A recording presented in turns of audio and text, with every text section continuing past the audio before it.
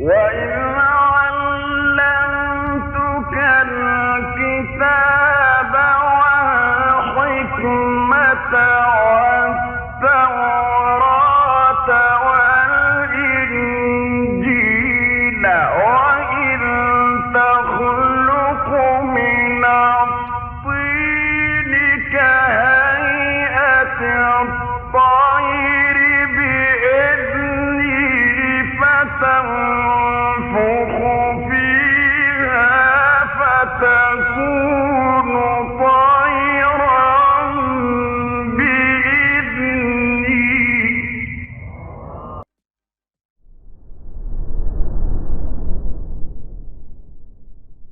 Assalamualaikum warahmatullahi wabarakatuh.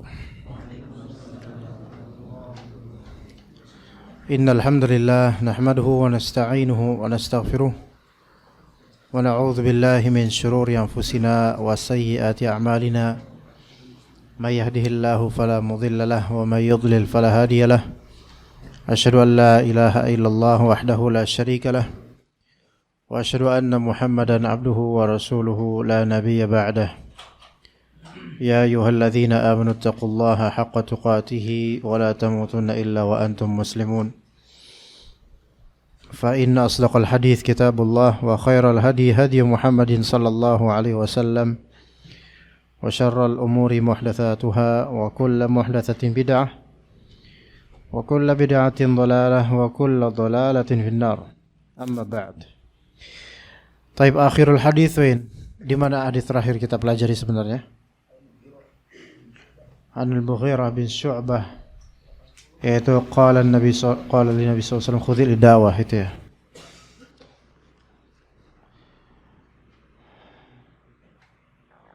Baik. Hadis 89. Oke, kalau gitu kita mulai dari situ. Fadhal. Hah? 80 udah? Oke, 81. Baik. Abu Hurairah.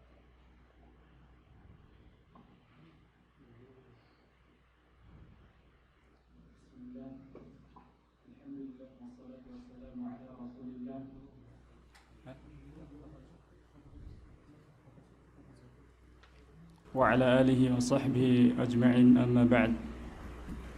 اللهم اغفر لنا ولأستاذنا وللحاضرين وللسامعين آمين. قال المصنف رحمه الله تعالى عن أبي هريرة رضي الله عنه قال قال رسول الله صلى الله عليه وسلم اتقوا اللاعنين الذي يتخلى في طريق الناس أو في ظلهم. رواه المسلم. وزاد أبو داود عن معاذ والموارد. ولأحمد عن ابن عباس أو نكع ماء وفيهما ضعف. وأخرج الطبراني النهي عن تحت الأشجار المثمرة وضفة النهر الجاري من حديث ابن عمر بسند ضعيف. Jauhilah dua penyebab laknat, yaitu orang yang buang hajat di jalan manusia atau di tempat berteduh mereka. Diriwayatkan oleh Muslim. Abu Dawud menambah dari Mu'ad dan sumber-sumber air, dan dalam riwayat Ahmad dari Ibnu Abbas atau air yang terkumpul, dan pada keduanya terdapat kelemahan. At-Tabarani meriwayatkan larangan buang hajat di bawah pohon yang berbuah dan di tepi sungai yang mengalir, dari hadis Ibnu Umar dengan sanad yang dhaif. Baik. Alhamdulillah wassalatu wassalamu ala Rasulillah.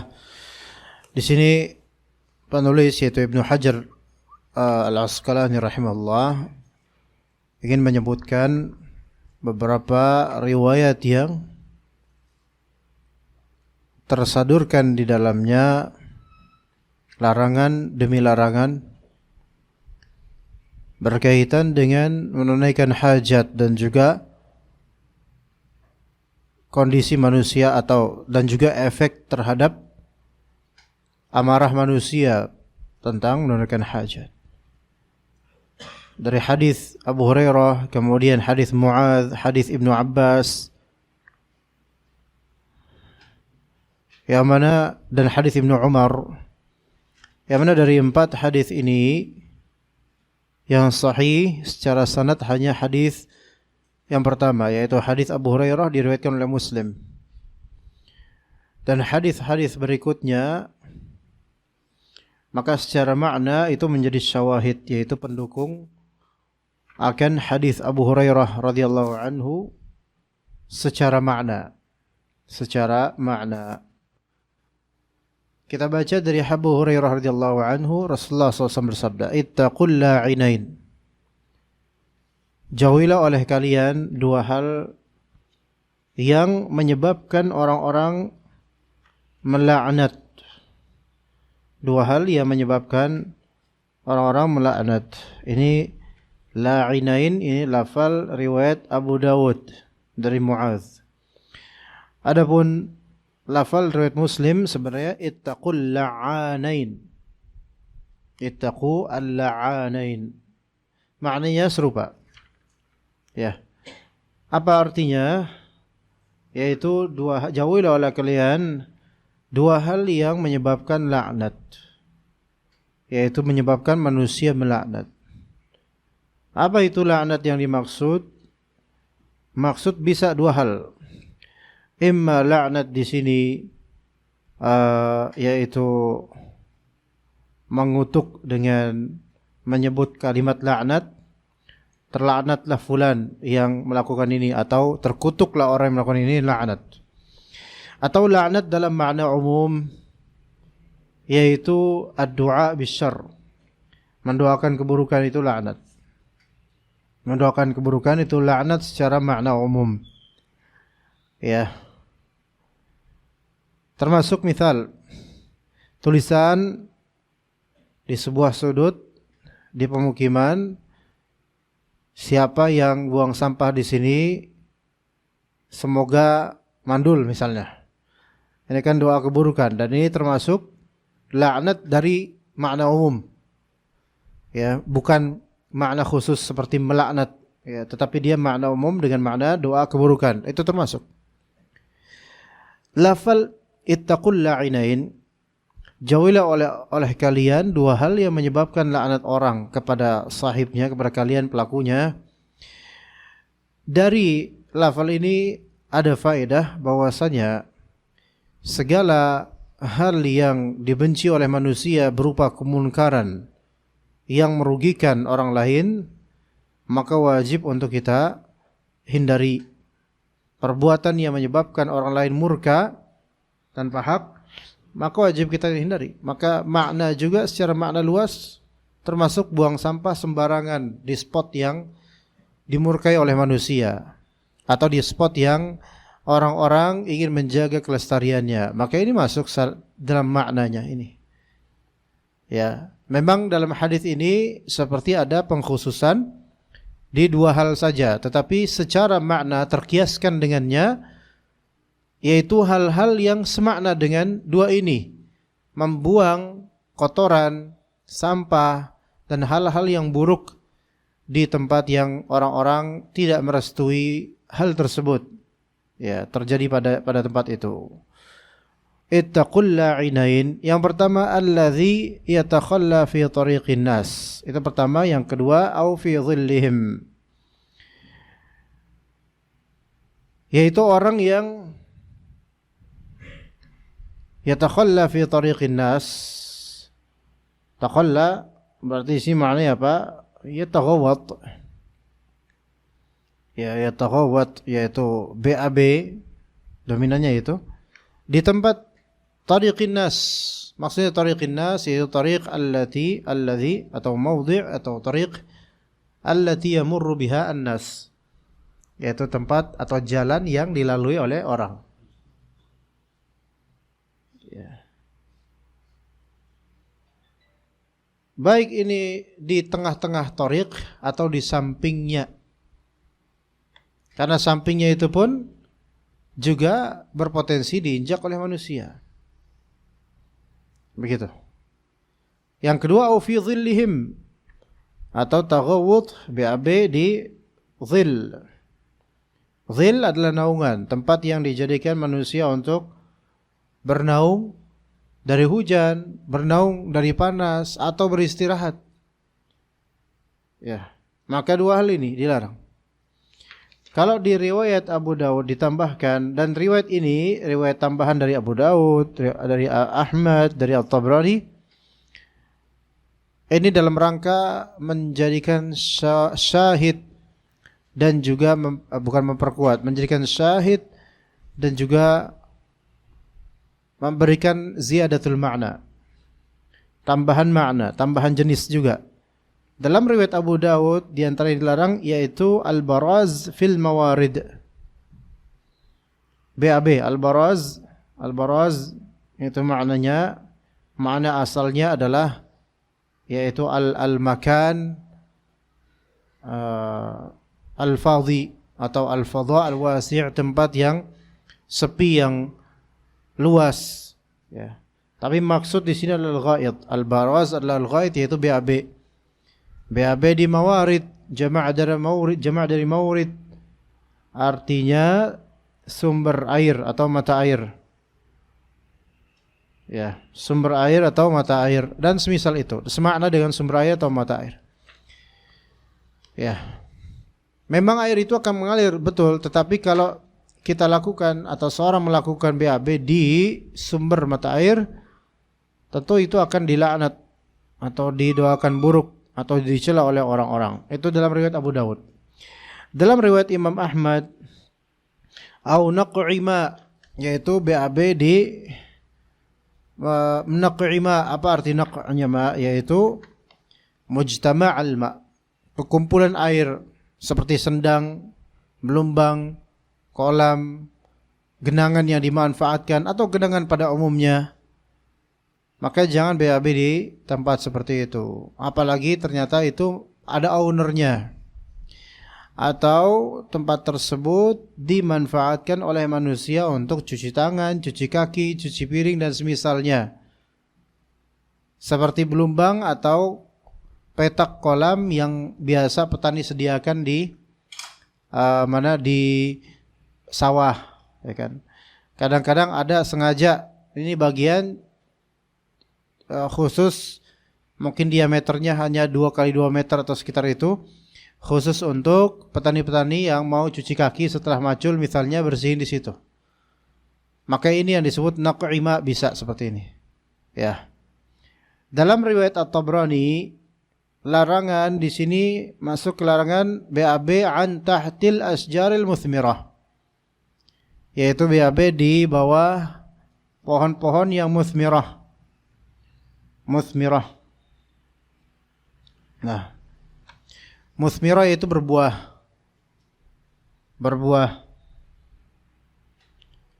Di sini lihat muthmirah, baik buahnya tersebut buah yang maqsudah atau buah tersebut buah yang muhtaramah. Jadi buahnya ada dua kemungkinan. Buah yang maqsudah yaitu buah yang memang dituju, yang memang dikonsumsi buahnya. Ya. Atau pohon itu berbuah buah yang memang muhtaramah, buah yang dihormati, yang dihargai gitu loh. Memang belum tentu dikonsumsi, tapi buah ini tetap memiliki harganya. Ya, baik untuk dikonsumsi atau jadi pajangan. Kemudian masuk ke buah yang muthmirah, seperti pohon untuk kapas. Apa kapas, ikhwan?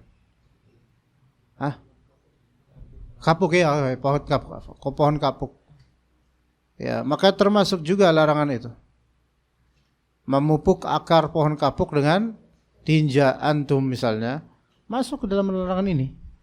Memang kapuk itu enggak dimakan, tapi dia muhtaramah, artinya dia memiliki kehormatan harga gitu loh. Akan dimanfaatkan bukan sebagai makanan. Ya. Dan pohon kapuk kan memang untuk usaha biasanya. Ya. Maka enggak boleh dia BAB di tempat seperti itu.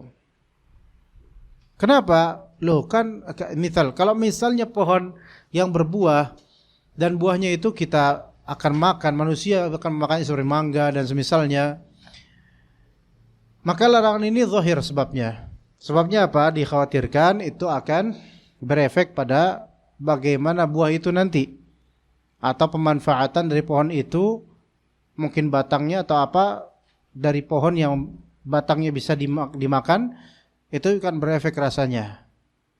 Itu jelas kok itu. Walaupun nggak semua buah, bahkan mungkin keumuman buah nggak berefek, nggak mendapatkan efek dari BAB-nya seseorang di akarnya. Tapi kita pernah ngerasain kok hal kayak gitu. Itu terbukti ketika ana dulu di Kalimantan tahun 2005, ketika mengajar di suatu pesantren di pedalaman, dan itu pesantren tersebut pesantren miskin. Ya, dulu anak ngajar di situ sampai 40 jam 40 jam, lupa per pekan apa kalau salah. Iya. Sibuk kan di situ. Dari pagi, sore dan malam itu anak ngajar semuanya. Tapi gajinya ini pakai jam ini dia. Iya. Gajinya per bulan cuma 50.000 ketika itu. Kita makan itu nasi yang udah dibuburin, jadi bubur. Udah itu doang. Sarit gitu, bubur. Ya, dan pakai kecap dan garam, selesai itu makan.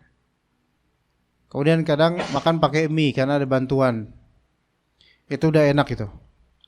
Biasanya ustadznya dikasih makanan itu. Kalau muridnya itu lebih susah lagi. Kemudian sehari-hari makan tanaman pakis. Karena di sana pakis banyak banget kan, tanah gambut isi pakis semua.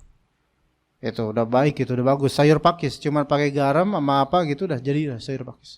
Pakisnya pun pakis muda, bukan pakis yang tua, enggak enak. Ya, tumbuhan paku gitu. Nah, juga kadang kita cari tanaman talas. Ya, walaupun talas ya jarang, maksudnya jarang di sini kan nggak cepat tumbuhnya dan nggak banyak.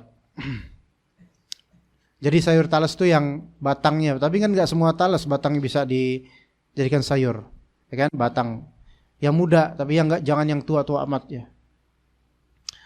Nah, kadang di beberapa tempat di sana itu tumbuh talas. Ya, suatu ketika ana dan beberapa pengajar disuguhi sayur talas, kita makan. Rasanya itu nggak enak, talasnya, ininya apa namanya, talasnya, batangnya itu kok kayak nggak kayak biasanya gitu. Kita tanya ke yang masak, ini metik dari mana talasnya ini? Ternyata metik jadi kita di kader itu ada ruangan atau rumah kader, di situ ada kamar mandi yang kita para guru itu biasa mandi pipis di situ, di kamar mandi itu. Airnya itu ngalir ke sebuah genangan. Ya, banyak nyamuknya insyaallah ya. Dan genangan itu dirimbuni oleh tumbuhan apa tadi? Talas. Dari itu di belakang kamar mandi gitu. Ya salam, pantesan. Kok rasanya familiar tapi enggak enak. Ternyata itu rasanya itu sesuai dengan saripati dari pipis-pipis para ustadz. Rasanya nggak enak dan anak nggak bakal anak mau ngerasain lagi. Naudzubillah min dzalik. Rasanya nggak enak. Ternyata ada efeknya, gitu loh. Kalau antum nggak percaya, antum bikin sendiri itu. Cari talas-talas yang di pembuangan BAK ya. Itu diantaranya bisa berefek itu. Ya. Tapi kan biasanya berefek ketika memang continue dibubuhi oleh tinja atau air kencing, baru biasa berefek. Tapi kalau sekali mungkin enggak. Cuma karena ada larangan dari Nabi SAW, walaupun hadis tersebut riwayat Tabrani itu dhaif, namun secara makna dia sesuai. Itu untuk syajarah yang muthmirah, yang berbuah, berefek ataupun tidak, al-muhim berbuah. Ada juga syajarah yang muthmirah tapi ghairu maqsudah. yaitu bukan buahnya itu yang diinginkan untuk dimakan, tetapi untuk dimanfaatkan untuk hal lain, atau mungkin dijadikan hiasan. Loh kok yang kayak gini tetap aja kok dilarang? Kenapa? Maka illat dan ibrahnya itu bukan dikonsumsi buahnya, melainkan pohon apapun yang bisa bermanfaat untuk orang-orang dengan dicabut pohon itu atau dimanfaatkan batangnya dan seterusnya, maka apa? Tetap terlarang, disebabkan orang kalau misalnya mau bekerja di pohon itu atau mau ambil buahnya atau ambil batangnya dan seterusnya, maka dia pasti akan melihat itu ada di situ. Atau kemudian salah injek gitu loh. Dikira truk, apaan nih? Dikira ini sesajen, ternyata tinja gitu kan. Nah, itu juga membuat apa? Orang yang bekerja di situ akan melaknat siapa yang BAB di sini, ya. Misal pohon karet, ya kan? Pohon karet kan? Biasanya apakah pohon karet itu buahnya yang maksudah atau enggak? Buahnya itu diambil apa maksudnya? Dijadikan sasaran enggak sama orang? Biji karet maksudnya? Enggak, paling buat antum waktu kecil kan? Tok gitu kan ya? Biji karet sama biji karet ditimpa gitu kan? Tapi itu kan bukan sesuatu yang umum, apalagi sekarang. Melainkan yang diinginkan darinya apa? Getahnya, ikan. Ya diseset, disayat gitu kan? Nah, tukang yang nyayat itu kan otomatis dekat dengan pohon karet. Padahal pohon karet itu kan nggak menaungi-naungi banget. Jadi buat apa BAB di situ gitu loh? Terus BAB di situ, udah masih hangat, tiba-tiba datanglah seekor nyamuk. Tiba-tiba datanglah tukang seset pohon karet, ya keinjak. Wah, langsung marah dia, siapa ini? Semoga yang di sini jadi hafiz misalnya, itu nggak ada. Ya, nggak ada doa kayak gitu oleh tukang karet, ya. Tapi ibrahnya jelas di sini, ya, nahi an tahtil asjaril muthmirah. Kemudian wadaffatin nahril jari, dan juga larangan di sini berlaku untuk dhaffah. Ya, dhaffah di sini yaitu tepian sungai yang mengalir. Di tepian sungai yang mengalir. Kenapa di tepian? Karena biasanya orang BAB enggak di tengah-tengah. Biasanya di tepian. Loh, kalau di ma' raqid, air yang tergenang, kan ada larangannya. Naha Nabi SAW anil baul fil ma'i raqid thumma yaghsilu minhu.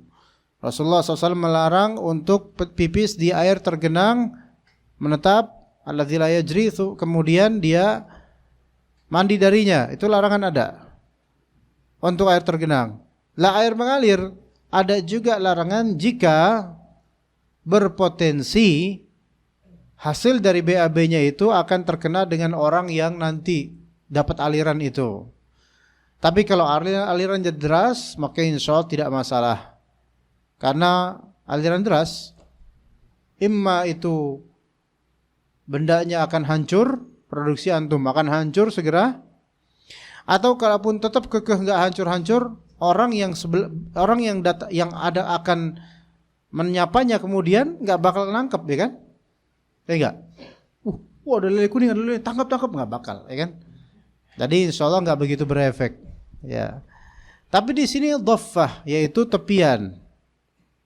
Nah, ini juga bisa berisiko kalau seseorang BAB di tepian air sungai, walaupun mengalir, maka bisa jadi produksinya itu dia akan meleper atau apa ya? Apa namanya? Akan nyasar bukan ke kalinya tapi malah ke tepiannya, pinggirannya. Ya mungkin orang juga akan lewat, ya begitu. Ala kulli hal, hadis-hadis ini dhaif walaupun dinilai oleh sebagian ulama hasan li ghairihi, karena ada hadis sahih yang mendukung hadis ini secara makna. Ya. Wallahu a'lam. Baik. Kita lanjut ke hadis berikutnya. Tafadhal. Bismillah. Qala al-musannif rahimahullahu ta'ala an Jabir radhiyallahu anhu قال رسول الله صلى الله عليه وسلم إذا تغوت الرجلان فليتوارى كل واحد منهما عن صاحبه ولا يتحدث فإن الله يمقت على ذلك.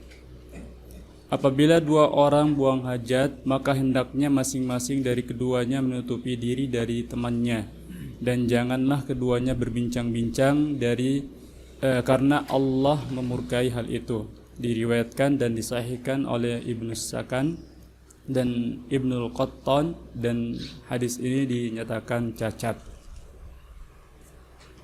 Taib, di sini hadis tentang larangan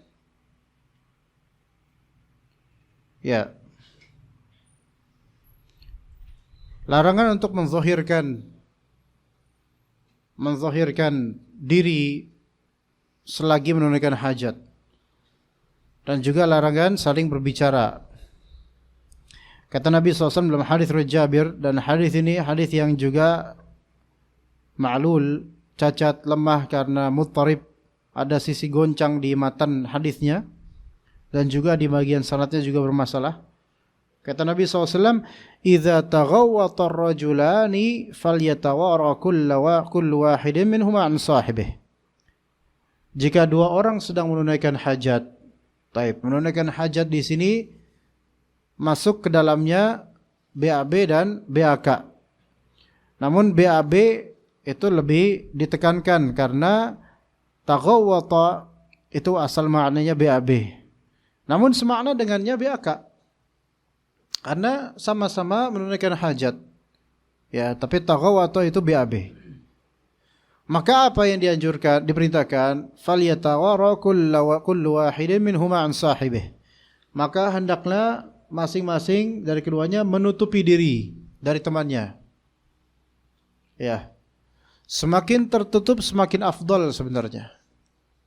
Semakin tertutup semakin afdal. Dan semakin ada celah terbuka semakin dekat kepada kemakruhan.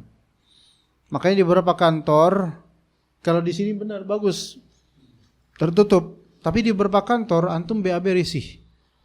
Karena apa? Karena enggak full ditutupnya. Iya enggak? Karena antum duduk kayak gini, mau khusyuk enggak bisa. Iya, apalagi tadabbur, makin enggak bisa. Duduk kayak gini, udah gitu WC-nya bukan WC jongkok, yang mungkin sebagian dari kita kesulitan, kebiasaan jongkok, mau dijongkokin takut patah gitu kan. Maka duduk. Kemudian ini tembok tapi di bawahnya itu lowong. Dan kemudian kita lihat orang lain di sebelah juga melakukan hal yang sama. Kita ngeliat sendal dia dan orang lain itu juga ngeliat sendal kita. Kemudian saya senggol-senggolan, kuy gitu. Pasti nggak bisa. Jangankan antum yang agak gimana gitu, bahkan tinjaknya sendiri juga enggan untuk keluar. Kadang-kadang gitu, karena sungkan. Ayo siapa duluan sok? Ayo kamu duluan dah, ayo. Gitu kan? Iya, makanya itu kan biasanya di barat seperti itu. Kalau orang timur atau umumnya kaum muslimin itu sebenarnya membangun seperti itu enggak benar kan? Dia disekatnya sekat yang betul-betul yang membuat kalau bisa dari suara dan penampakan itu enggak ada gitu loh, yang di samping. Itu lebih afdol. Ya, enggak tahu kenapa kok harus pakai ada lowong di bawah kelihatan sampingnya, kemudian suara juga kedengeran di samping. Itu kan membuat risih gitu loh. Iya, gimana coba? Besar suaranya. Ya, terus antum terus nggak mau ngalah, emang gua nggak bisa gitu. Ya, itu kan nggak baik. Ya, dalam hadis riwayat Abu Dawud itu Rasulullah SAW jika beliau ingin menunaikan hajat ab'ad, beliau akan menjauh. Berarti kan prinsipnya adalah tasattur dan ada mutakasyuf, yaitu menutup diri dan tidak menampakkan apapun darinya. Itu yang prinsip awalnya dalam masalah qada'ul hajah. Ya. Kemudian wala yatahaddatsa. Adab yang kedua, janganlah keduanya saling bercakap.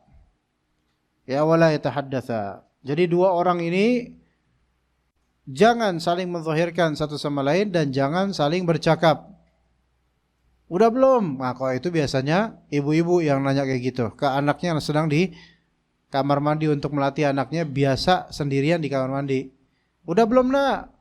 Belum bu. Gitu. Udah belum nak? Belum bu. Sambil mandi main Candy Crush. Ya makanya belum, levelnya belum naik ya. Tapi kalau ada hajat, kemakruhan ini terhapus. Kalau ada hajat, maka kemakruhan ini terhapus. Hajatnya tentu hajat yang memang hajat ya, bukan hajat-hajatan. Misalnya nanya, gimana kabar antum hari ini? Ke teman yang juga sedang BAB, maka ini bukan hajat. Tapi kalau misalnya kita lihat ada tikus atau kecoa, terus kita berikan tanbih, teman. Hati-hati ada kecoa atau ada tikus, hati-hati nanti digerogotin apa kena kaki gitu. Itu boleh. Ya, tapi kalau bercakap-cakap tahadduts maka enggak boleh. Fa innallaha yamkutu 'ala dzalik, sesungguhnya Allah taala murka atas hal tersebut. Zahirnya hal ini dosa sehingga menjadi haram. Ya, zahirnya seperti itu. Namun karena hadis ini dhaif, maka pengharaman dalam hadis ini dibawa ke kemakruhan. Ya, dan itu pendapat dari kebanyakan ulama. Bercakap di kamar mandi itu hukumnya makruh, tidak sampai haram. Ya, hukumnya makruh, tidak sampai haram. Adapun jika ada hajat untuk bicara maka tidak apa-apa. Bahkan kadang-kadang malah wajib. Ya, dicontohkan oleh penulis Minhatul Alam yaitu Syekh Abdullah Al-Fauzan. Lakin in wujida hajatunil kalam fala ba's. Kalau misalnya ditemukan adanya hajat kebutuhan untuk bicara, maka enggak apa-apa bicara. Bal qad yakunu wajiba, bahkan kadang-kadang bisa menjadi wajib untuk bicara, seperti ka irsyadi a'ma yakhsha tardihi fi hufrah. Kalau misalnya ada lagi BAB nih, ya di WC terapung misal. WC jamban balong ya misalnya. Kan itu kan enggak tertutup 100%, ya enggak? Terus lagi kayak gitu bengong, ngelihat di sana ada Mbah Kakung, aki-aki ya, lagi jalan dan dia buta. Ya, dan dia jalan menuju ke balong. Ya, terus aki-aki go straight on gitu. Apa go straight on? Apa arti go straight on? Hah? Lurus, sok. Lurus, kecebur. Ya ini enggak boleh lah, ini malah bukan irsyadu a'ma ini namanya, idlal a'ma ini, menyesatkan. Mungkin karena yang BAB ini pengen dapat warisan mungkin ya. Nah, jadi malah bisa menjadi wajib untuk mentanbih. Aki jangan ke depan, itu ada balong, belok kanan. Gitu. Ya, seperti itu boleh, bahkan wajib menjadi wajib. Atau ru'yati nahwi aqrabin aw hayatin taqsudu insanan. Atau dia ngelihat ada kalajengking atau ular itu sedang berjalan menuju ke seorang manusia yang dia lihat gitu. Dia lagi bengong kayak gitu, merhatiin orang gitu. Nah, orangnya lagi main gamebot gitu kan. Diem aja gitu. Ya. Iya, sekarang enggak ada ya gamebot ya. Itu lagi main gamebot, udah gitu main gamebot sewaan sama tukang gamebot kan, ada dulu itu. Disewa tuh ada talinya bahkan tuh kan supaya enggak diambil sama anak-anak tuh. Ya. Nah, lagi sibuk main gamebot terus ngelihat ada ular ngedeketin. Sia ular, orai sia itu ada orai. Gitu. Ya itu malah wajib. Untuk diberitahu, bukan didiemin. Gak boleh ngomong makruh. Diem kecatek. Sama ular kobra mati habis itu. Iya. Mati tuh. Lebok sia mati sia. Ya misalnya gitu. Ini berarti dia dalam rangka kayak gini dia itu semi membunuh sebenarnya. Ya orang udah tahu ada ular, dikasih tahu lah ada ular, dibiarin malah justru disyukurin. Ya. Maka ini menjadi wajib walaupun di dalam keadaan itu. Ingat kaidahnya, ini kan makruh hukumnya. kemakruhan itu bisa hilang disebabkan hajat. Itu yang pernah Ana sebutkan berkali-kali. Dan darurat itu bisa menghilangkan hukum haram sementara di kedaruratannya itu. Ya begitu. Apalagi kalau yang tadi masalah ular, ada ular, itu bukan hajat lagi itu. Bisa menjadi darurat karena berkaitan dengan hifdzun nafs, yaitu menjaga jiwa. Itu wajib gitu. Ya. Atau hajat seperti misal lagi di WC terapung gitu, kemudian waduh nggak bawa cebokan, nggak bawa apa air buat cebok gitu misalnya. Terus minta tolong sama saudara, bang tolong dong ambilin air buat saya. Nah itu boleh karena hajat. Ya. Adapun kalau nggak ada hajat jangan, diem.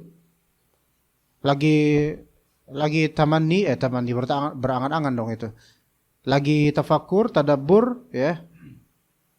Dan kemudian lewat mamang-mamang tukang gitu. Mang, dahar mang, dahar sih dahar naon dahar. Kok dahar? Dahar bukan lagi BAB gitu. Nah ini gak usah disapa kok gini mah.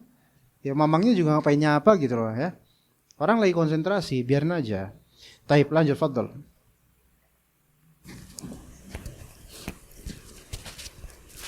Bismillah. Qala al-musannif rahimahullah ta'ala an Abi Qatadah radhiyallahu anhu qala Rasulullah sallallahu alaihi wasallam la yumsikanna ahadukum dhakarahu bi yaminihi wa huwa yabul wa la yatamassah min al-khala'i bi yaminihi wa la yatanaffas fil ina'i.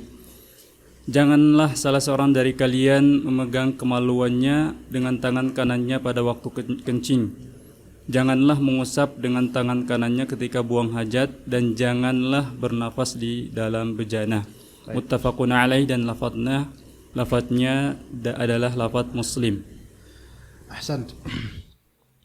Di sini di antara adab menunaikan hajat yang disebutkan dalam hadis Abu Qatadah radhiyallahu anhu, Rasulullah SAW bersabda, la yumsikanna ahadukum dzakarahu biyaminihi.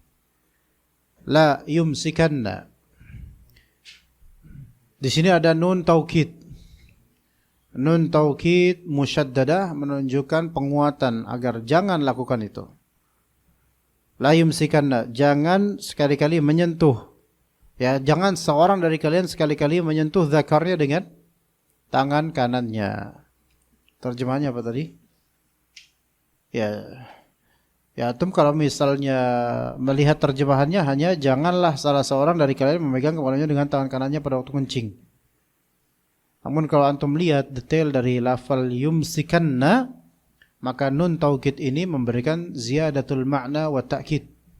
Tambahan makna dan juga penguatan, yaitu penguatan, maknanya di sini penguatan.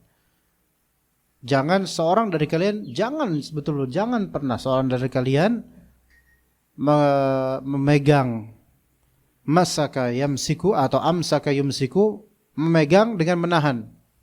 Amsaka yumsiku itu maksudnya memegang dengan menahan. Makanya saum itu maknanya imsak. Dan imsak artinya menahan. Ya. Dan di sini dzakarahu menunjukkan ini mukhassas birrijal. Khusus untuk laki-laki karena yang memiliki zakar adalah laki-laki, dan antum lihat di sini kemaluannya. Kan kemaluan kan mencakup banyak gitu kan. Makanya lebih afdal diterjemahkan jangan sampai sekali seorang dari kalian memegang zakarnya. Karena lafal hadis zakarahu. Ya. Zakarahu. Antum bedakan antara farj dengan zakar. Farj itu bisa kemaluan laki-laki, bisa kemaluan apa? Perempuan. Adapun zakar ya laki-laki doang gitu loh. Ya. Maka terjemahannya memegang zakarnya dengan tangan kanannya pada waktu kencing, dan ini memegang di sini dengan imsak, yaitu memegang dengan maksud menahan. Karena lafalnya la yumsikanna amsaka yumsiku. Ya. Wa huwa yabul, dan ini dalam konteks khusus yaitu baul. Dalam konteks apa? pipis, kencing, baul. Ya.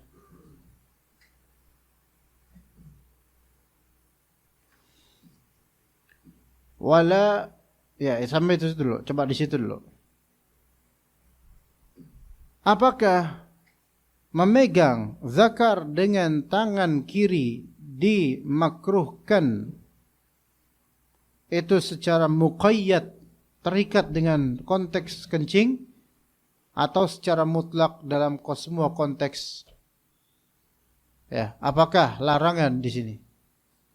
Hukum makruhnya memegang zakar dengan tangan kanan, larangan megang dengan tangan kanan, itu hanya dalam konteks kencing atau dalam semua konteks? So, apa jawabannya ya? Antum lagi nggak kencing nih, tapi biasa aja. Boleh nggak pegang pakai tangan kanan? Bukan karena gatal, bukan karena lagi pipis, bukan. Yang pertama sebelum pertanyaan itu sebenarnya ngapain antum pegang-pegang? Itu dulu sebenarnya. Ya. Ada hajat nggak tuh? Gitu loh. Kalau hajatnya gatal, adabnya memang pakai tangan kiri. Tapi pertanyaannya apa hukumnya pakai tangan kanan sekarang? Makruh atau mubah? Karena gatal. Misalnya. Ayo sok, apa hukumnya? Hah? Mubah. Gak antum semua punya gak sih? Kok ini cuma dia doang yang jawab apa gimana? Hah? Mubah, boleh. Lebih-lebih ketika ada hajat. Ya hajatnya antum tahulah apa ya. Maka kaidah tadi, kalau memang ini makruh, makruhnya dalam semua konteks misalnya, maka kemakruhan itu hilang ketika ada kebutuhan. Oke? Tapi kalau ini makruh hanya dalam konteks kencing saja, maka dalam konteks lain tidak ada makruh secara mutlak. Faham gak maksudnya? Dan yang saya adalah wallahu alam, bahwasanya ini hanya dalam konteks kencing saja. Karena jelas dalilnya menunjukkan muqayyad, tak hanya dalam konteks kencing. Adapun dalam konteks lain kencing, maka memegang zakar hukumnya memegang zakar dengan tangan kanan hukumnya apa? Mubah. Lebih-lebih karena ada kebutuhan. Hanya saja lebih afdal tentu dengan tangan kiri. Ya, begitu. Oke. Kemudian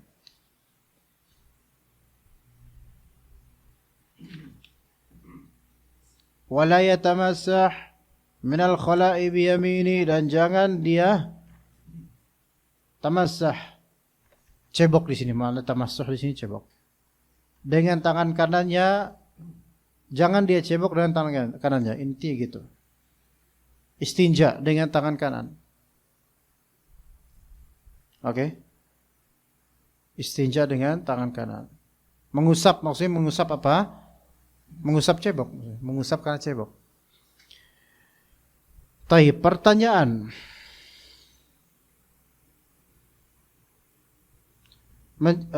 Atau istinja dengan tangan kanan ini hukumnya haram atau makruh?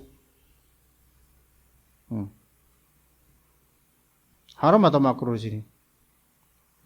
Jumhur mengatakan ini bukan sampai haram. Karena pelarangan di sini pelarangan dalam masalah tanzih dan adab, pembersihan dan adab. Tapi larangan sampai makruh. Larangannya larangan makruh kata para ulama, jumhur ulama. Ya. Sehingga kalau seseorang dia cebok pakai tangan kanannya, dia tidak berdosa. Tidak berdosa. Namun tentu kurang beradab, ya. Alhamdulillah kalau dari kecil kita dididik sama orang tua kita cebok pakai tangan kiri ya. Sehingga nggak bisa pakai tangan kanan, saking nggak pernah. Selalu pakai tangan kiri. Nggak bisa. Antum paksain juga nggak bisa. Alhamdulillah. Tapi kalau ternyata pakai tangan kanan, maka nggak berdosa. Dan kemakruhan itu hilang ketika ada hajat atau kebutuhan. yaitu tangan kirinya terkilir misalnya, maka nggak mungkin ya udah pakai tangan kanan. Oke. Nah, larangan cebok pakai tangan kanan, larangan makruh ini baik untuk pipis maupun BAB. Baik ceboknya dengan air ataupun batu dan semisalnya. Maka kalau pakai daun, ya daun yang khosin yang agak kasar ada tuh di rumput-rumputan, itu tetap pakai apa? Tangan kiri. Begitu. Oke? Antum ngebayangin sesuatu enggak? Enggak usah dibayangin dah, enggak enak soalnya ya. Wala yatanaffas fil ina. Nah, ini beralih ke yang lain, bukan masalah istinja sekarang. Masalah tanafus, yaitu bernafas. Fil ina, ini lafalnya fil ina, bukan at-tanafus 'inda syurb, bukan. Bukan nafas ketika minum, bukan itu yang dilarang, tapi bernafas fi al-ina, di wadah minuman. Di sini bisa nih tanafus. Kalau lagi minum di sini, nafas kan hidung ke dalam. Kecuali jarak mulut sama hidung Anda jauh, maka mungkin ya bisa, tapi kan masuk ke dalam. Ya. Kalau ini di luar, maka zahir dari hadis ini tanafus fil ina, yaitu ina yang dimaksud ina yang menutupi hidung. Hidung masuk ke dalam ina itu. Begitu. Adapun kalau ina tersebut tidak menutupi hidung antum, tidak masuk hidung antum ke dalamnya, maka larangan ini tidak berlaku padanya.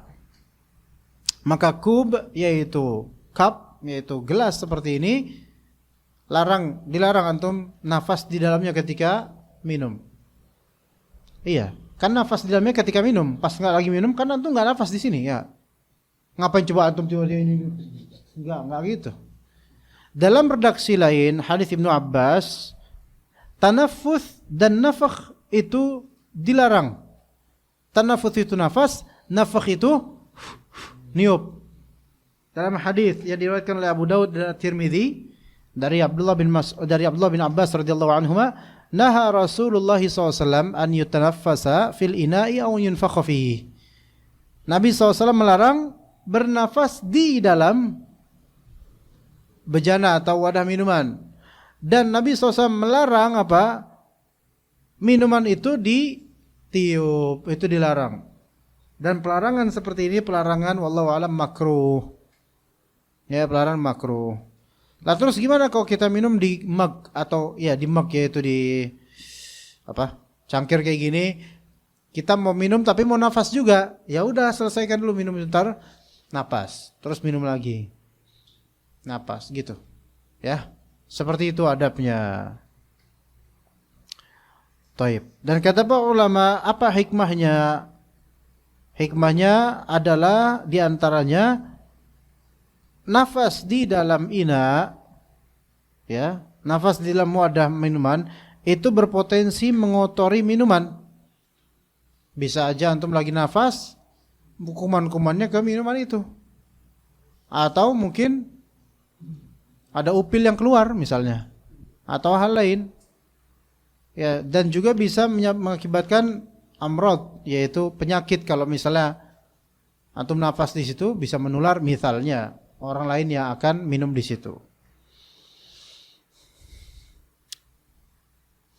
Antum lebih pilih minuman di cangkir, Pak, kalau antum isi pengajian di mana-mana ya. Bukan di Taifah. Mana misalnya? Di masjid yang hampir setiap hari ada kajian. Ada cangkir, ada ini. Antum lebih pilih minum di cangkir apa di gelas aqua? Gelas aqua, karena anak nanya gini ke antum, jadi antum mulai mikir ya. Tapi kalau misalnya antum dikasih, biasanya antum spontan ngambil yang di gelas karena udah disediain. Anak sampai di beberapa masjid anak bilang, Pak, tolong nanti kalau anak jangan kasih gelas ini karena atau ini bekas Ustadz Fulan, bekas Ustadz Fulan, bekas Ustadz Fulan. Anak nggak mau. Kalau minyak nular ilmu ke anak mau. Tapi kalau nular bakterinya nggak mau. Anak juga nggak tahu antum cuci apa enggak, karena nggak tahu, Pak. Itu anak bilang ke Marbot atau DKM, tolong pakainya ini aja, gitu. Nggak, bukan di Taifah, kalau di Taifah insya Allah. Ya. Ini kan pakai madu ya, madunya kan masya Allah gitu. Ya. Biasanya ya itu, anak kadang request di beberapa masjid yang banyak ustadznya. Kalau saya cuma 2 doang yang isi itu insya Allah nggak masalah. Tapi yang banyak ustadznya dan gelasnya kok lihat itu aja dari dulu. Itu anak minta tolong nggak usah pakai gelas ini biar buat ustadz lain aja. Anak pakai botol aqua gini aja. Ya biar nanti kalau ada sisa anak bisa bawa gitu kan. Jadi nggak perlu beli di Indomaret lagi. Itu. Soalnya di sana berapa harganya? 4.000 ya? Iya, jadi 6.000 karena kan tukang parkir belum. Iya. Nah gitu. Nah kalau misalnya di sini kan kita kan bisa napas. Gitu. Tapi kalau di sini kita kadang napas jadi terlarang. Begitu. Ya. Lanjut. Ini hadis terakhir insyaallah. Fadhal. Ahsanallahu ilaikum. قال المصنف رحمه الله تعالى عن سلمان رضي الله عنه قال لقد نهانا رسول الله صلى الله عليه وسلم أن نستقبل القبلة بغائط أو بول أو أن نستنجي باليمين أو نستنجي بأقل من 3 أحجار أو نستنجي برجيع أو عظم. Sungguh Rasulullah SAW telah melarang kita dari menghadap kiblat pada saat buang hajat atau kencing, atau beristinja dengan tangan kanan, atau beristinja dengan kurang dari 3 batu, atau beristinja dengan kotoran binatang atau tulang. Diriwayatkan Muslim. Dalam riwayat Imam yang 7 dari hadis Abu Ayyub radhiyallahu anhu, لا تستقبلوا القبلة بغائط ولا بول ولكن شرقوا أو غربوا. Janganlah kalian menghadap kiblat pada saat buang hajat maupun kencing, akan tetapi menghadaplah ke timur atau ke barat. Baik, hadisnya berarti sampai hadis 97 hari ini insyaallah ya. Baik, di antara ada penunaikan hajat disebutkan dalam hadis Salman Al-Farisi radhiyallahu anhu. Beliau wafat pada tahun 35 Hijriah. Dan ini hadis pertama di Bulughul Maram, hadis beliau yang pertama di Bulughul Maram. Beliau mengatakan laqad nahana rasul. Ya, ini sebelum kalimat ini sebenarnya ada kalimat sebelumnya ya. Ada orang Yahudi mengatakan kepada Salman Al-Farisi, "Qad 'allamakum nabiyyukum kulla syai'in hatta al-qira'ah." Salman, Nabi kalian itu ngajarin kalian segala sesuatu sampai masalah cebok ya. Kata Salman, ajal. Betul. Laqad nahana Rasulullah SAW an nastaqbil al-qiblata bighaitin aw baul. Nabi SAW telah melarang kita untuk menghadap kiblat pas lagi BAB ataupun BAK. Dan dalam hadis berikutnya itu kan ada sebutan dalam hadis Abu Ayyub Al-Ansari, لا تستقبلوا القبلة ولا تستدبروها بغائط ولا بول ولكن شرقوا أو غربوا. Janganlah kalian menghadap kiblat dan jangan pula membelakangi kiblat pas lagi BAB atau BAK, tapi hadaplah ke timur atau ke barat. Hadap ke timur atau ke barat bukan mafhumnya, bukan patokan harus ke timur atau ke barat, tetapi ketika itu di periode Madinah kalau tidak menghadap ke timur atau ke barat maka berarti membelakangi atau menghadap ke kiblat, itu maknanya. Kalau kita sekarang bukan masalah barat atau timur, yang penting jangan ngadep kiblat. Ya gitu aja. Atau membelakanginya. Taib. Lalu bagaimana pemahaman hadis ini, potongan ini? Wallahu alam, perkataan yang paling final atau yang kita pilih adalah larangan ini berlaku untuk yang melakukan BAB atau BAK secara outdoor. Secara outdoor. Adapun secara indoor, maka pendapat yang lebih kita ikuti adalah hukumnya berbeda. Yaitu hukumnya sebagaimana hadis riwayat Ibnu Umar radhiyallahu anhuma ketika beliau ke rumah saudarinya yaitu Hafsah, istri Nabi SAW, yang mana beliau kemudian naik ke atap rumah Dan rumahnya ketika itu tidak beratap, maksudnya tidak beratap, tidak ada sakafnya, cuman bagian atas doang. Dan beliau melihat Rasulullah SAW sedang menunaikan hajat di rumah Hafsah, dan Rasulullah SAW sedang menghadap atau membelakangi kiblat. Maka mafhum dari kumpulan hadis ini adalah larangan menghadap atau membelakangi kiblat. Larangan ini dialihkan ke BAB atau BAK yang bersifat outdoor. Adapun yang bersifat indoor, maka dia tidak terlarang insyaallah. Begitu yang pendapat yang lebih sahih. Ya. Bagaimana dengan WC terapung tadi? Di sawah, di balong misalnya. Apakah dia masuk ke outdoor atau indoor? Wallahu alam, karena cuman segini doang ya. Ini mah bukan bangunan. Ya enggak? Dan itu dari kayu pula, gitu kan? Jadi kayaknya kalau yang seperti itu sebaiknya hindari apa? Menghadap kiblat atau membelakanginya. Karena dikhawatirkan itu bukan indoor gitu loh. Iya. Ya kan? Karena orang-orang zaman dulu di kampung-kampung WC-nya kamar buat BAB kan terpisah dari rumah gitu kan? Kadang di belakang rumah tuh. Di dekat sumur. Jadi pas mau BAB harus pakai itu dulu, timbaan dulu. Terus habis itu cuma lubang doang. Ya. Dan di dekatnya pohon-pohon besar gitu kan. Penutupnya cuma kayu-kayu segini doang. Itu pun bagian depan enggak ditutup. Ini outdoor apa indoor? Wallahu alam, ini lebih ke outdoor gitu kan. Khawatir lebih ke outdoor. Maka jangan menghadap kiblat atau membelakanginya dengan konteks ini. Au annastanjiya bil yamin, benar? Ya, larangan istinja, cebok dengan tangan kanan. Itu sudah kita bahas sebelumnya dan ini masuk ke dalam bab makruh. Au nastanjiya bi aqalla min 3 ahjar, atau kita dilarang untuk istinja cebok dengan lebih kurang dari 3 batu. Pemahamannya begini, kurang dari jumhur ulama mengatakan 3 ahjar ini bukan berpatok pada kuantitas batu, tapi berpatok pada kuantitas salasah, yaitu kuantitas usapan atau apa? Cebokan, usapan.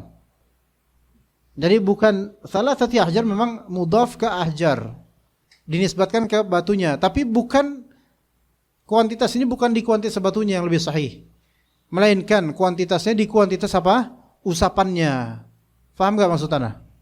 Artinya, kalau batu ini agak gede dan dia punya salah satu atraf 7 sisi, 3 sisi, ya, untuk antum cebok di 3 sisi yang berbeda dari satu batu, maka ini mujzi. Yaitu maka ini sudah mencukupi. Paham di sini? Nah, kalau antum misalnya merasa kalau 3 olesan doang ini masih terasa belum sempurna, belum baik, ya, maka boleh antum tambah dengan olesan berikutnya.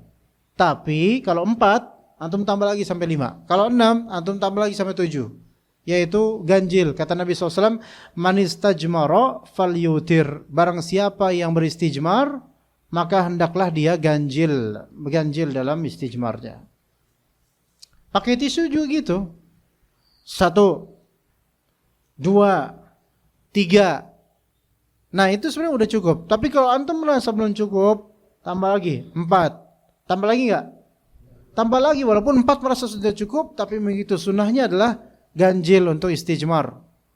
Ya, ganjil untuk istijmar. Kata Nabi SAW, man istajmara falyutir. Aw anastanjiya biraji'in aw azmin. Kita dilarang untuk istinja pakai raji'. Raji' itu apa? Tinja binatang yang sudah kering. Apalagi pakai azm, yaitu apa? Tanduk apa? Tulang binatang, itu jangan, karena dalam riwayat lain disebutkan bahwasanya itu makanan saudara kalian dari kalangan jin.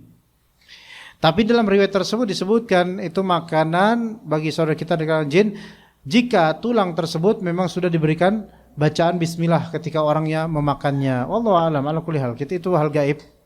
Ya, hal yang gaib. Ya. Apakah yang memakan tulang bekas muslim itu hanya jin muslim yang sahih. Kata Nabi SAW begitu, akhikum, yaitu saudara kalian. Berarti kita kan nggak punya saudara jin kafir. Qarin iya kafir, tapi kalau jin muslim itu saudara kita seiman, seislam. Nah, jin muslim itu tidak makan makanan yang hukum syar'inya itu najis. Makanya ketika tulang tersebut dipakai untuk istinja, maka kan belepotan dengan najis, maka tidak dimakan oleh jin muslim, melainkan jin kafirlah yang akan menikmatinya. Jin kafir itu banyak yang suka dengan yang najis karena kekufuran mereka. Ya. Ya, Nyi Roro Kidul kalau emang dia kafir, itu kayaknya yang najis suka. Makanya disuguhi untuk mereka kepala kebo yang mana itu dalam hukum Islam dari segi ketauhidan itu kan syirik. Maka kepala kebo itu najis enggak? Najis karena bangkai, karena niatan menyembelihnya bukan karena Allah tapi karena syirik. Maka ini najis kepala kebo ini. Makanya suka itu setan. Mintanya itu. Begitu. Dan supaya orang terkelabuhi itu biasanya dikelabuhi dengan alasan-alasan gitu loh. Dengan alasan bahwa sedekah apa dengan itu. Padahal itu semua syirik. Ya. Maka jin dari kalangan muslim dari kalangan jin, mereka tidak memakan yang najis. Sebaliknya, kafir dari kalangan jin, apalagi yang marodah, yang membangkang, itu sangat suka dengan apa? Yang najis. Makanya tidak heran kalau antum mendengar cerita di beberapa rumah sakit misalnya, di beberapa pembuangan pembalut bekas hamil atau pembalut bekas haid dan seterusnya, itu kadang tukang sampahnya atau pasien atau apa tiba-tiba ngelihat ada sesosok kuntilanak sedang berdiri. Gerangan apa yang dia lakukan di sana? Itu sedang menjilati najis-najis tersebut. Itu terjadi. Berarti di sini ada tafriq. Rasulullah SAW mengajarkan atau memberitahu kepada kita, muslim dari kalangan jin pun tidak memakan yang haram. Gitu loh, ajaib ya. Iya. Maka kalau ada muslim, ada jin ngaku muslim tapi dia meminta tumbal, ini kafir ini orang, ini jin nih kafir. Jangan percaya dengan kisah. Banyak jin-jin itu ngaku muslim, tapi terus minta tumbal. Hati-hati ini. Kalau dia minta tumbal, otomatis kan kita kan mempersembahkan sesuatu kepada yang gaib selain Allah. Berarti syirik nggak itu syirik? Syirik. Nah kalau kita nyembelih berarti kan ini kan sembelihan syirik, ya kan? Najis nggak dia secara fikih? Najis, haram. Kalau emang dia muslim, nggak mungkin dong dia meminta hal kayak gini. Mungkin nggak jin itu memakan binatang ini yang kita tumbalkan? Dia memakan dengan cara dia, ikhwan. Jin itu memakan dengan cara jin. Kita nggak tahu gimana karena kita belum pernah jadi jin dan nggak mau jadi jin juga. Nabi SAW pernah melihat seorang sahabat sedang makan. Dan sahabat tersebut kemudian baca apa? Bismikallahumma amut. Bismillahi tawakkaltu. Bismillahi fi awalihi wa akhirih. Ya, Bismillahi fi awalihi wa akhirih. Atau dalam redaksinya Bismillahi awalahu wa akhirahu. Tiba-tiba Rasulullah tertawa. Kayak Abu Dimas tertawa.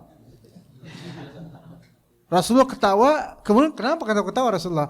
Itu setan yang tadi makan bersamamu, itu makan lahap. Seperti yang kau makan itu. Berarti setan makan bersama kita. Dan itu dalam hadis begitu. Setan itu menikmati makanan-makanan kita, ikhwan, yang lagi kita makan. Maka kamu kan lupa baca bismillah. Ketika kamu baca bismillah fi awali wa akhirih, tiba-tiba syaitan itu memuntahkan isi makanannya. Manusia tahu enggak? Enggak tahu. Sebenarnya tumbal-tumbal tersebut tidak bermanfaat memang, tapi mereka lah akan berintifa dari kesyirikan-kesyirikan yang ada di situ. Jangankan itu, yang enggak syirik aja tetap dimanfaatkan oleh syaitan. Begitu. Ya, kalau misalnya antum beli di warteg atau di masakan suku tertentu misalnya, kemudian antum makan di tempat enak, makan di rumah enggak enak. Ada sesuatu di situ. Kenapa kok bisa gitu? Gitu kan? Berarti syaitan itu bisa juga mempengaruhi makanan atau mereka berintifa, mengambil manfaat dari makanan tersebut. Kalau misalnya antum pesan di tempat nasi sedikit, kalau bawa nasi banyak, itu karena pemilik toko tahu antum miskin, maka antum dikasih. Bukankah begitu udah Wahyu ya? Taib. Kita cukup sampai situ insyaallah. Walakin syarriqu ar-gharib itu sudah insyaallah. Dan anak minta izin pekan kelima besok anak izin tidak di Jakarta kemungkinan, dan juga pekan pertama berikutnya anak ada kajian di Depok, jadi kita akan bertemu di pekan 2 atau 3 pekan berikutnya insyaallah taala. Semoga Allah menerima amal ibadah kita semua dan menjadikan ilmu yang kita punya bermanfaat untuk diri kita dan semua yang kita cintai. Wassallallahu ala nabiyyina Muhammad wa ala alihi wa sahbihi ajma'in. Subhanakallahumma bihamdika asyhadu an la ilaha illa anta astaghfiruka wa atubu ilaik. Wassalamu alaikum warahmatullahi wabarakatuh.